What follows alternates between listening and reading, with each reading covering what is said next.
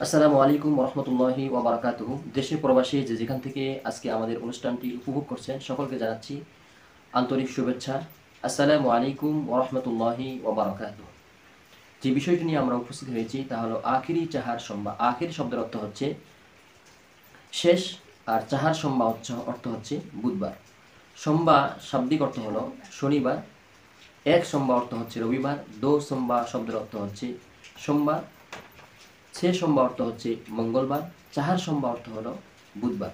অতএব সফর মাসের শেষ বুধবারকে ফার্সি ভাষায় বলা হয় আখিরি চাহার সোমবা। এই আখিরি চাহার সোমবা এই সফর মাসের শেষ বুধবারে আখির নবী সরকার দুজাহান পিয়ারা নবী জনাবি মোহাম্মদ মুস্তফা রসুল আরবি হুজুর পাক সাল্লাল্লাহু আলাইহি ওয়াসাল্লাম দীর্ঘদিন অসুস্থ থাকার পরে এই দিনেই নিজেকে সুস্থতা অনুভব করেছিলেন, নিজের অন্তরে প্রশান্তি অনুভব করেছিলেন, যার কারণেই সাহাবে আজমাইন এই দিনটা অত্যন্ত খুশি হয়েছিলেন। এই সংবাদ যখন মদিনার অলিতে গলিতে ছড়িয়ে পড়ে সেই সময় হজরত আবু বকর রাদিয়াল্লাহু তাআলা আনহু তিনার সম্পদ থেকে 5,000 দিনার তিনি আল্লাহর রাস্তায় দান করে দেন। হজরত উমর রাদিয়াল্লাহু তাআলা আনহু তিনি 7,000 স্বর্ণমুদ্রা আল্লাহর রাস্তায় দান করে দেন। এই কথা শুনে হজরত উসমান রাদিয়াল্লাহু তাআলা আনহু তিনি ধনাঢ্য ব্যক্তি ছিলেন, তিনি 10,000 স্বর্ণমুদ্রা আল্লাহর রাস্তায় দান করে দেন।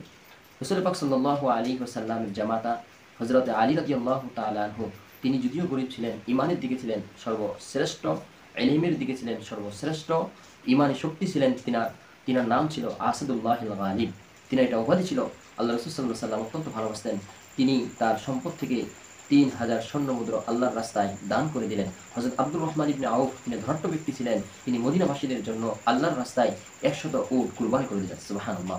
রাসূল পাক সাল্লাল্লাহু আলাইহি ওয়াসাল্লামের সুস্থতায় খুশি হয়েছিলেন সাহাবা আজমাইন। অতএব আমরা রাসূল পাক সাল্লাল্লাহু আলাইহি ওয়াসাল্লামের উম্মত, আমাদের উচিত হবে আমরা যাতে করে এই দিনে খুশি হই, আনন্দ প্রকাশ করি এবং আমরা যেন গরিব মিসকিনদের মাঝে সেই সাহাবে আজমাইনের সুন্নাতকে বাস্তবায়ন করে সওয়াবের আশায়, নেকির আশায় রাসূল পাক সাল্লাল্লাহু আলাইহি ওয়াসাল্লামের সেই সুস্থতাকে স্মরণ করে রাসূলের ভালোবাসা নিয়ে আমরাও যেন এই দিনটাকে গুরুত্বের সাথে দেখতে পারি। আল্লাহ আমাদের কবুল করুন। আমিন। ওয়া আখিরু দাওয়ানা আলহামদুলিল্লাহি রাব্বিল আলামিন। আসসালামু আলাইকুম ওয়া রাহমাতুল্লাহি